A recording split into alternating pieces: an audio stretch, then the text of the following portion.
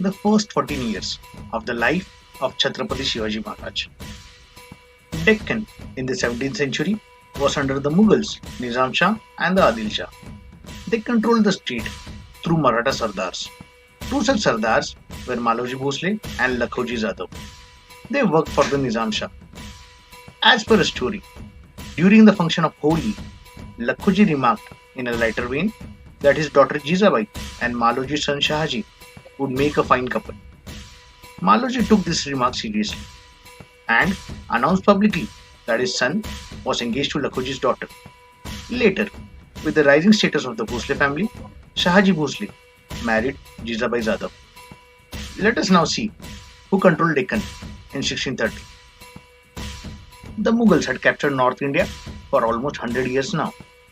Nizam Shah ruled over Ahmednagar, Adil Shah over Bijapur, and Qutub Shah over Golconda. Berar was ruled by the Mughals and the Nizam Shah. Shahaji Raje was the Jagirdar of Pune, serving either the Mughals, Nizam Shah or Adil Shah, always retaining his Jagir. Lakhoji Jadhav was serving the Nizam Shah and was planning to defect towards the Mughals. The Nizam Shah had his doubts on this alliance and was fearing conspiracy. On 25th July 1629, Lakhoji Jadhav, along with his three sons, was murdered by the Nizam Shah in his court at Daulatabad.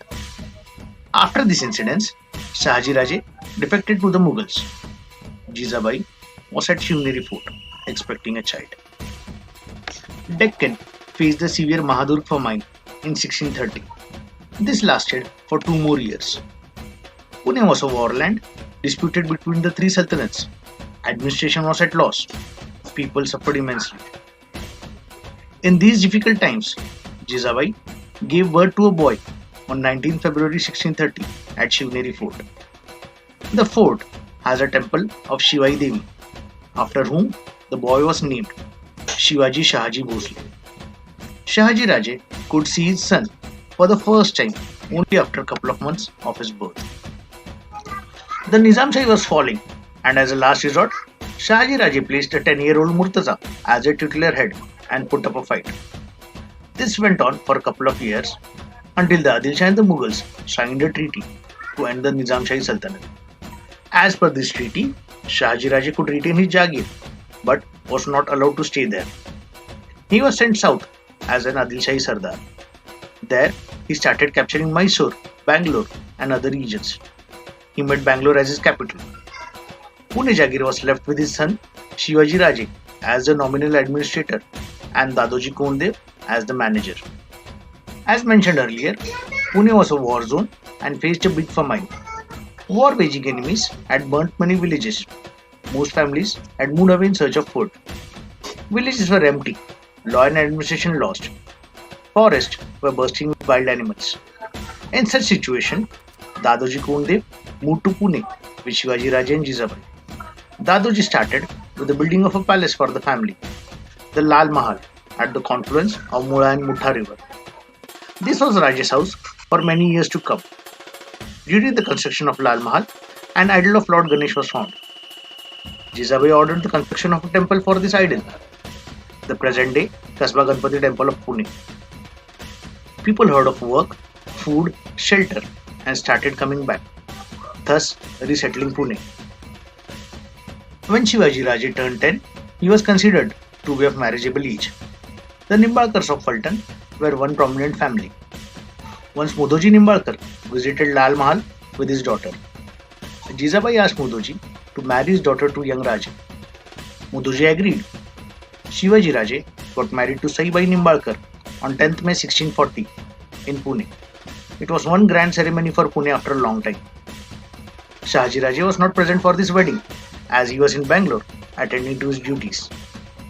Saibai stayed with her father at Paltan as she was still too young.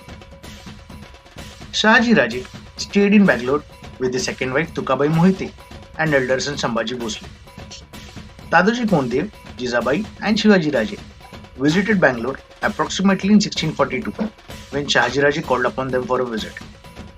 Raje took a liking for the city, his elder brother and the company of his father very quickly. The stay was almost 2 years long. While returning, Shahaji Raje sent four of his trusted men, Shamrao Nilkant as Peshwa, Balkrishna Hanmanthi as Muzumdar, Sonam Pant as Dabir, and Raghunath Ballad as Sabnis to help Shivaji Raje. A story states that Shahaji Raje wanted to attend his son's wedding but could not. So, when Shivaji Raje was visiting Bangalore, he was asked to marry Tukabai Mohite's niece Soirabai. This was his second marriage. Raje should be around 14 years old then. The first 14 years were full of learnings from Jizabai and the teachers appointed by Dadoji Phunde. Mahabharata and Ramayana were two major sources of learning.